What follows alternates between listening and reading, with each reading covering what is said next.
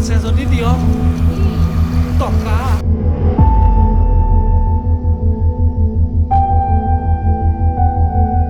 আপোনাৰ ছোৱালী অপাৰেশ্যন সফল হৈছে মাজনী